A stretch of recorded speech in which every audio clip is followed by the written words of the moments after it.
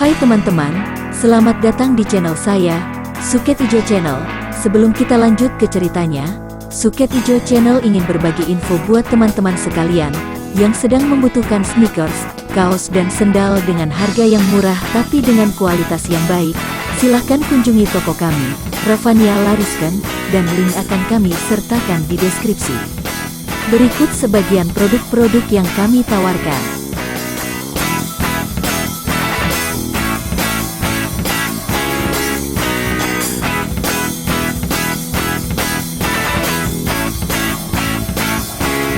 Oke, kalau gitu mari kita lanjut ke ceritanya lagi. Suling Emas, serial Bukek Xiansu, karya Asmaraman S. Ho Ping Hu, bagian ke-48. Betapapun liar dan ganas watak Lucian, sebagai seorang ibu kadang-kadang ia merasa rindu kepada putranya, Bu Song. Rasa rindu inilah yang akhirnya membawa kedua kakinya melangkah menuju Provinsi Shanxi.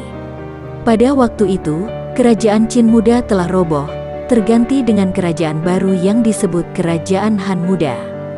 Provinsi Shanxi telah berdiri sendiri dan menjadi kerajaan Hou Han.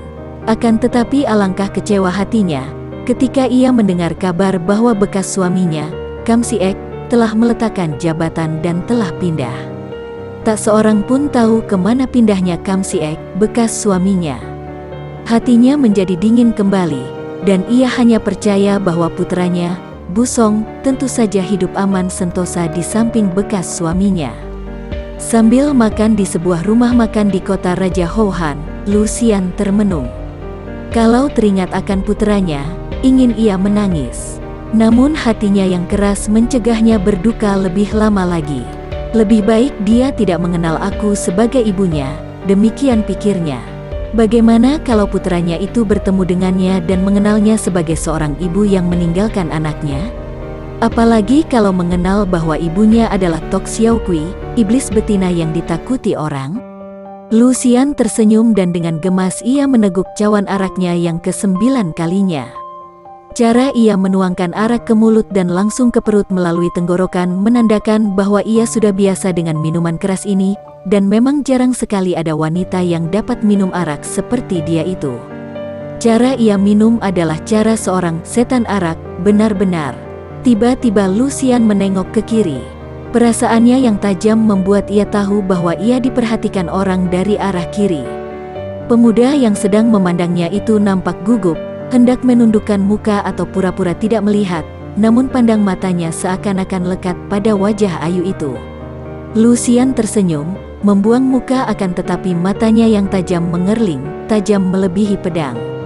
Hatinya pun tergetar. Betapa tidak, pemuda itu tampan bukan main. Tubuhnya tinggi tegap, mukanya halus putih seperti muka wanita, namun alisnya hitam tebal, matanya lebar bercahaya terang dan tajam seperti mata harimau. Wajah tampan dan tubuh tegap seorang pria ganteng selalu masih menggerakkan hati Lucian, biarpun usianya sudah 40 tahun. Semenjak hatinya yang mengalami cinta kasih telah dikecewakan oleh Kam Si-ek, Tan Hui dan yang terakhir murid Xiao Lim Pai Yap Kuan Bi, ia menganggap pria hanya manusia jenis lain yang menarik, dan hanya tepat dijadikan permainan belaka untuk memuaskan nafsunya. Semenjak ia merantau, banyak sudah pria yang jatuh bertekuk lutut oleh kecantikannya yang luar biasa. Akan tetapi setelah Lucian mempermainkannya, dan laki-laki itu benar-benar telah roboh hatinya, selalu Lucian meninggalkannya pergi, dan tertawa puas melihat bekas kekasih ini menjadi patah hati, menjadi gila atau setengah gila. Selagi Lucian berdebar hatinya bertemu dengan seorang pemuda tampan remaja paling tinggi berusia 22 tahun ini, tiba-tiba terdengar angin mendesir, dan pandang mata Lucian yang tajam berkelebatnya senjata rahasia halus menyambar ke arah si pemuda tampan. Melihat sikap pemuda itu yang seorang pemuda pelajar yang tak mengerti ilmu silat, Lucian merasa khawatir sekali, maka ia lalu menjemput nasi dengan sumpitnya, dan sekali menggerakkan tangan, nasi itu menyambar ke arah sinar senjata rahasia menjadi butiran-butiran nasi, dan runtuh ke bawah tanpa mengeluarkan suara. Pemuda itu masih enak-enak minum araknya, dan memang ia tidak tahu akan adanya bahaya yang tadi mengancam nyawanya. Setelah senjata-senjata rahasia jarum itu runtuh, terdengar orang berseru di luar rumah makan, "Biar ada yang melindungi, kita harus bunuh pangeran ini." Dan muncullah 3 orang laki-laki tinggi besar yang membawa golok telanjang di tangan. Pemilik rumah makan dan 2 orang pelayannya ketakutan.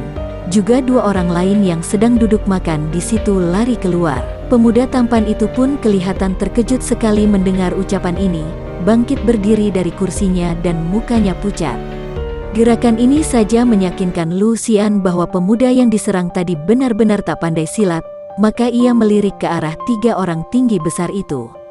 Orang-orang yang kasar akan tetapi tidak seperti penjahat. Betapapun juga, melihat mereka menyerbu ke arah pemuda yang kini berteriak, "Tolong! Tolong!" itu, Lucian tidak mau tinggal diam saja. Tangan kirinya bergerak tanpa ia bangkit dari kursinya. Terdengar 3 orang itu berteriak kesakitan, dan roboh bergulingan menabrak meja kursi. Mata mereka mendelik, dari dalam hidung dan telinga keluar darah, dan nyawa mereka sudah putus. "Keparat dari mana berani membunuh murid-murid keponakanku?" Terdengar bentakan keras dan melayanglah tubuh seorang Tosu yang bersenjata pedang, langsung menghantamkan pedangnya dari atas ke bawah tepat di atas kepala Lucian. Wanita sakti ini hanya tersenyum, sama sekali tidak menoleh. Akan tetapi tiba-tiba kursi yang didudukinya mencelat ke samping, dan ia masih enak-enak duduk di atasnya. Pedang itu menyambar terus ke bawah dan meja yang tadi berada di depan Lucian terbelah menjadi 2 potong. Pemuda yang sebenarnya seorang pangeran yang menyamar itu menggigil ketakutan. Juga 3 orang pengurus rumah makan kini berjongkok bersembunyi di balik meja. Si Tosu ternyata bertubuh tinggi kurus, usianya hampir 50 tahun, wajahnya pucat seperti orang berpenyakitan.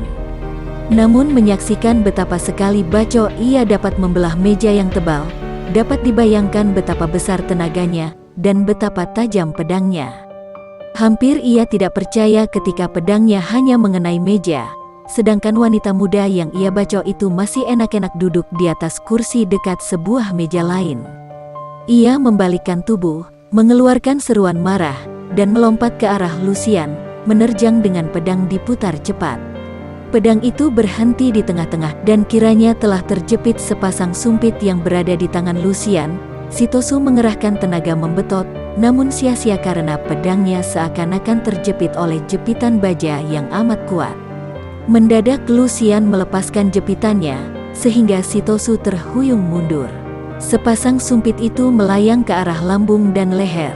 Namun si Tosu ternyata cukup gesit, karena ia mampu membuang diri ke samping dan bergulingan menyelamatkan diri. Akan tetapi baru saja ia melompat bangun, sinar merah menyambarnya. Tosu itu memutar pedang dan banyak jarum runtuh, namun sebatang jarum masih dapat menerobos dan menancap di dadanya. Tosu itu mengeluh dan terguling roboh. Ia mencabut jarum di dadanya, dan melihat jarum merah serta mencium bau harum, matanya terbelalak memandang Lucian, telunjuknya menuding dan mulutnya berseru, "Kau, Tok Xiao Kui." Namun ia tak dapat bicara lebih lanjut karena racun jarum telah mencapai jantungnya, dan ia mati dengan mata mendelik. Lucian hanya tersenyum dan masih duduk menghadapi meja. 3 orang pemilik dan pengurus rumah makan itu segera keluar dari tempat sembunyi mereka dan berlutut di depan si pemuda tampan. "Syukur bahwa Tuhan masih melindungi Paduka. Sudah jangan banyak ribut. Lebih baik lekas laporkan kepada penjaga keamanan kota, dan mengurus 4 mayat penjahat itu," kata si pemuda. Kini sikapnya agung dan sudah tenang kembali. Ia lalu melangkah menghampiri Lucian, merangkap kedua tangan di depan dada sambil membungkuk memberi hormat. "Li Hiap, Nona perkasa, telah menolong nyawa saya, sungguh merupakan budi amat besar, dan membuat saya bingung bagaimana saya akan dapat membalas budi itu." Ucapannya halus dan tutur katanya sopan menyenangkan. Lucian segera bangkit berdiri dan membalas penghormatan orang, bibirnya tetap tersenyum manis, kerling matanya benar-benar mengiris jantung.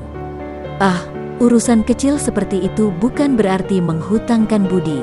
Ada orang-orang jahat hendak membunuh Kongcu, bagaimana saya dapat berpeluk tangan saja?" Pemuda itu memandang penuh kagum, dan ia tidak menyembunyikan rasa kagum ini. Bukan hanya kagum akan kehebatan kepandaian wanita ini, namun juga kagum akan kecantikannya yang luar biasa, akan bau harum semerbak yang memabokkannya yang keluar dari tubuh wanita itu. Hebat sekali, Li Hiap tidak menyaksikan dengan mata sendiri. Mana mungkin saya percaya di dunia ini ada seorang yang kepandaiannya seperti Dewi, sedangkan Li Hiap begini muda. Tadi pun merupakan teka-teki bagi saya siapa gerangan yang membuat 3 orang penyerang saya jatuh tersungkur dan tewas seketika. Kalau tidak ada penyerang keempat tadi, sampai mati pun saya mungkin tidak percaya bahwa Li Hiap yang telah menolong saya. Berdebar jantung Lucian. Laki-laki ini sungguh menarik hati dan menyenangkan. Rasa kagum yang terpancar dari matanya dan pujian yang keluar dari mulutnya sama sekali bukanlah kosong dan menjilat sifatnya, melainkan langsung keluar dari hati. Ia dapat membedakan hal ini.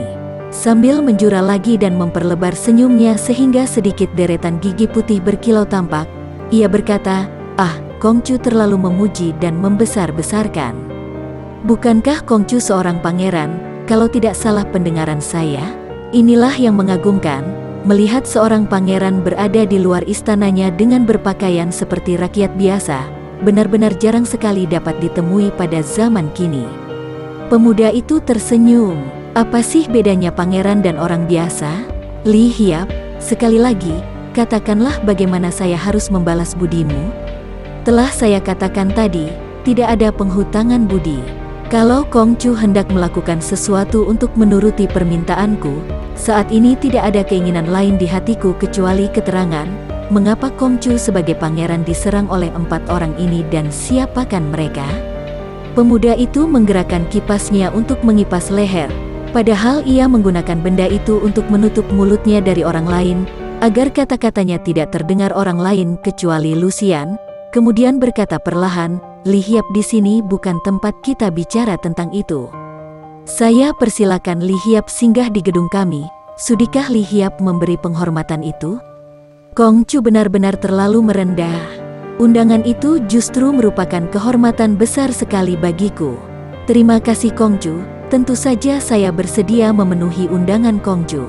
Pada saat itu terdengar langkah kaki banyak orang, dan masuklah 7 orang berpakaian seragam yang serta-merta menjatuhkan diri berlutut di depan pemuda itu. Bangunlah, kata sang pangeran dengan sikap berwibawa. Urus 4 mayat ini, dan selidiki kalau-kalau masih ada teman-teman mereka berkeliaran dalam kota. Mereka bangkit dengan sikap hormat. Sediakan 2 ekor kuda untuk kami, kata pula pemuda itu. Cepat sekali 2 orang di antara mereka keluar, dan terdengarlah tak lama kemudian derap kaki 2 ekor kuda di depan pintu rumah makan. Li Hiap, mari kita berangkat, ajak si pangeran. Ketika Lucian hendak membayar harga makanan, cepat-cepat si pemilik rumah makan mencegah dengan ucapan manis. Harap Li Hiap tidak usah repot-repot. Semua yang berada di sini hamba sediakan untuk keperluan sang pangeran dan sahabat-sahabat beliau. Pangeran itu tersenyum dan mengajak Lucian keluar. 2 ekor kuda besar dan lengkap pakaiannya telah tersedia. Silakan, Li Hiap, ajak pemuda itu. Lucian tidak sungkan-sungkan lagi, segera melompat ke atas pelana kuda, diikuti oleh pangeran itu. Mereka segera menjalankan kuda, diikuti pandang mata kagum dari belakang. Karena pernah tinggal di kota ini bersama suaminya, walaupun jarang keluar, Lucian mengenal jalan dan tahu pula bahwa pemuda itu mengajaknya memasuki halaman sebuah gedung besar yang dahulu menjadi istana Gubernur Li. Hatinya berdebar tidak enak, khawatir kalau-kalau ada orang mengenalnya. Akan tetapi ia menjadi lega ketika teringat bahwa sudah lewat belasan tahun sejak ia berada di sini. Pula dahulu ia tidak pernah keluar rumah dan tak pernah bertemu dengan para pembesar di tempat ini. Selain itu, ia percaya bahwa ilmu awet muda membuat ia takkan dikenal orang, karena biarpun usianya sudah 40-an, namun ia tetap kelihatan seperti seorang gadis 20 tahun lebih. Bekas gedung Gubernur Li itu memang kini menjadi istana raja. Komplek bangunannya banyak sekali dan pemuda ini bertempat tinggal di sebuah gedung sebelah kiri belakang. Begitu kuda mereka diurus oleh pelayan, mereka memasuki gedung. Banyak sekali pelayan laki-laki dan wanita menyambut mereka penuh penghormatan. Sampaikan kepada Tai Tai, Nyonya Besar, bahwa aku hendak menghadap bersama seorang pendekar wanita yang telah menolongku," kata pangeran itu dengan sikap gembira kepada seorang pelayan wanita. Mendengar ini, para pelayan memandang Lucian penuh perhatian dan kagum. Pangeran itu mempersilakan Lucian duduk di ruang tamu yang amat indah. Dengan kagum Lucian memandangi lukisan-lukisan dan tulisan-tulisan yang bergantungan di sepanjang dinding. Alangkah bedanya dengan suaminya dahulu, pikirnya. Suaminya itu biarpun seorang jenderal ternama, hidupnya sederhana dan gedungnya tidak semewah dan seindah ini. "Li Hiap, bolehkah saya mengetahui nama Li Hiap yang terhormat?" Lucian terkejut. Kalau ia mengakui namanya, ada bahayanya orang mengenalnya sebagai bekas istri Jenderal Kam Siek. Ia tersenyum manis dan menjawab, "Saya seorang wanita perantau yang tidak pernah mengingat nama. Seingat saya, nama saya Sian, akan tetapi orang-orang menjuluki saya Tok Xiao Kui. Sungguh terlalu ketika aku mendengar Tosu Keparat itu memakimu Tok Xiao Kui. Kau patutnya seorang Sian Li, Dewi, dan mungkin Li Hiap benar-benar seorang Dewi, karena namanya Sian, Dewa. Biarlah bagi saya, Li Hiap adalah seorang Sian Li dan selanjutnya ku sebut begitu." "Ah, Kongcu benar-benar membuat saya malu dengan pujian-pujian muluk. Dan siapakah Kongcu? Apakah Taichu, pangeran mahkota?" "Ah, bukan. Saya hanya seorang pangeran yang lahir dari seorang selir. Ibuku selir ketiga dari Sri Baginda. Namaku Lai Kong Hian." Lucian mengangguk-angguk, dan pada saat itu muncullah seorang pelayan wanita yang memberitahukan bahwa nyonya besar telah siap menerima puteranya dan seorang sahabatnya. "Marilah kita menghadap ibu. Beliau tentu girang sekali mendengar bahwa kau telah menolong nyawaku." Lucian hanya tersenyum dan mengikuti pemuda itu memasuki ruangan belakang. Gedung ini amat besar dan indah. Di sebelah dalamnya terdapat taman yang kecil namun indah sekali. Di sebelah belakang juga terdapat taman bunga yang dihias pintu bulan yang menembus ke taman gedung sebelahnya. Di ruangan belakang, ibu pemuda itu sudah menanti sambil duduk di atas kursi. Seorang wanita yang usianya 40 tahun lebih, namun masih memperlihatkan sisa-sisa kecantikannya. Di belakangnya menjaga dua orang pelayan wanita yang memijit-mijit punggungnya, akan tetapi segera disuruh berhenti ketika nyonya itu melihat masuknya Kong Hian dan Lucian. "Ibu," pemuda itu tanpa memberi hormat lagi merangkul pundak ibunya dengan sikap manja sekali. "Inilah Nona Sian Li yang telah menyelamatkan nyawa putramu." Serta-merta pangeran itu menceritakan betapa di dalam rumah makan, ia diserang mata-mata musuh akan tetapi diselamatkan oleh Sian Li, Dewi yang perkasa ini. "Nah, itulah jadinya kalau anak tidak mentaati nasihat orang tua." Sang ibu mengomel, "Kau senang sekali keluyuran di luar, padahal kau tahu bahwa suasananya sedang tidak aman. Kekuasaan-kekuasaan sedang timbul di mana-mana untuk saling berlumba merebutkan kedudukan. Tentu saja seorang pangeran seperti engkau ini menjadi sasaran gemuk. Kong Hian, tanpa keluyuran di luar, kau di rumah kurang apa lagi kah? Ah, dasar anak sukar diurus." Nyonya itu menarik napas panjang, kemudian menoleh kepada Lucian yang berdiri menundukkan muka. "Nona, banyak terima kasih atas pertolonganmu kepada puteraku. Alangkah akan tenang rasa hatiku kalau dia mempunyai seorang pelindung seperti engkau yang selalu mendampinginya." Agaknya nona ini seperti Koa Kim Bwe, sayang dia itu menjadi ibu ketujuh Kong Hian, kalau tidak. "Ibu, urusan dalam istana kau sebut-sebut di depan Li Hiap, mana dia tahu?" "Sudahlah, harap ibu beristirahat, aku mau mengajak tamu kita melihat-lihat taman."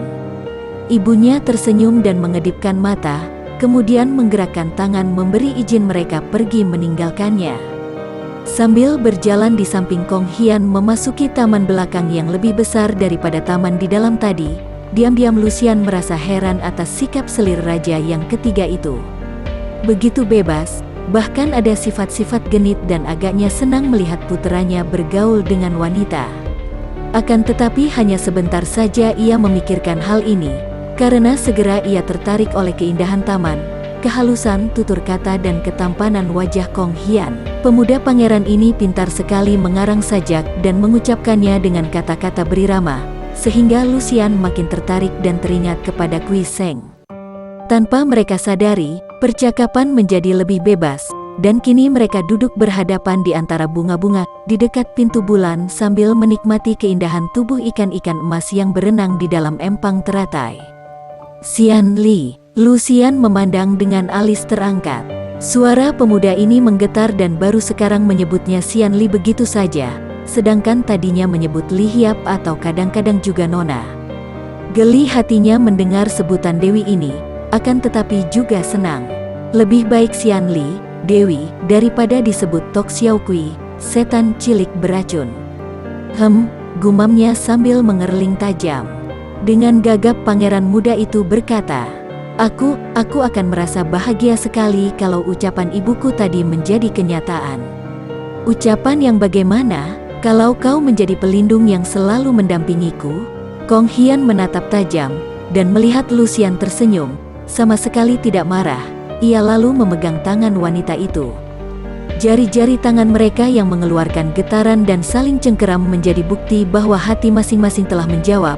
Akan tetapi dengan halus dan perlahan Lucian menarik tangannya, tersenyum lebar dan berkata, apa salahnya?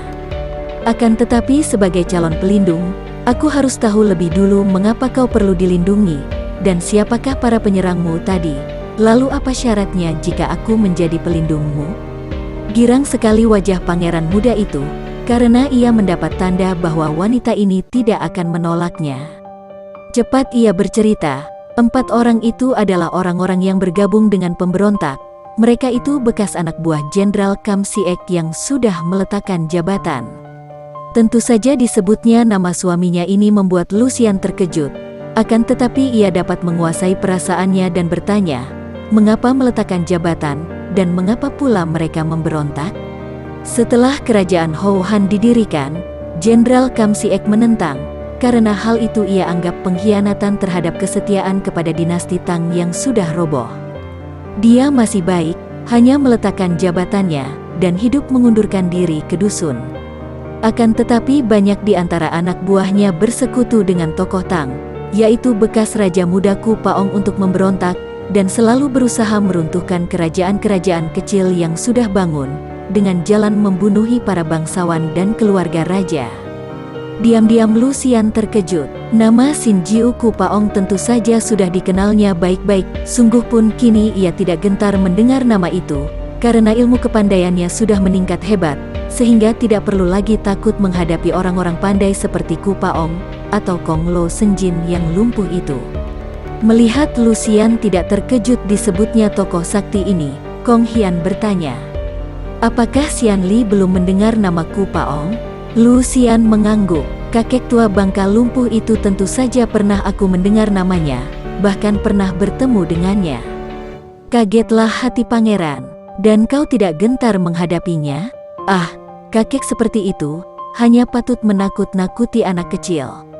Kong Hian memandang kagum sungguh pun hatinya masih meragu. Apakah wanita cantik ini benar-benar akan sanggup menghadapi seorang sakti menakutkan seperti Ku Paong? Kalau begitu benar-benar aku mendapat perlindungan Dewi dari kahyangan, ia berseru girang. Kongcu, tadi ibumu menyebut-nyebut nama Koa Kim Bwe yang menjadi ibu ketujuh darimu. Siapakah dia dan mengapa ibumu membandingkan dia dengan aku? Dia itu selir ketujuh dari Sri Baginda, maka terhitung ibu ketujuh dariku. Dia masih amat muda, akan tetapi di antara semua penghuni istana, dialah paling lihai ilmu silatnya. Dia itu dahulu putri seorang jenderal yang berguru kepada orang-orang pandai. Memang dia hebat, betapapun juga dibandingkan denganmu, dia bukan apa-apa. Lucian tersenyum lagi dan memainkan biji matanya. Kau belum tahu sampai di mana kepandaianku, bagaimana bisa menyatakan begitu? Agaknya Koa Kim Bwe itu amat lihai, dan kau mengenal baik ibu tirimu itu. Wajah pangeran ini mendadak menjadi merah sekali, dan mata tajam Lucian dapat menduga bahwa di antara pemuda tampan dan selir ayahnya tentulah ada hubungan mesra. Sudah banyak ia mendengar tentang selir-selir raja yang masih muda mengadakan hubungan dengan putra-putra raja yang muda dan tampan.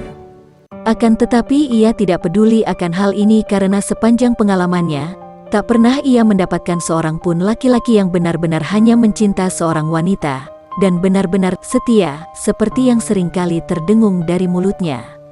Lai Kongcu, sekarang apakah syarat-syaratnya kalau aku menjadi pengawal pribadimu? Syaratnya?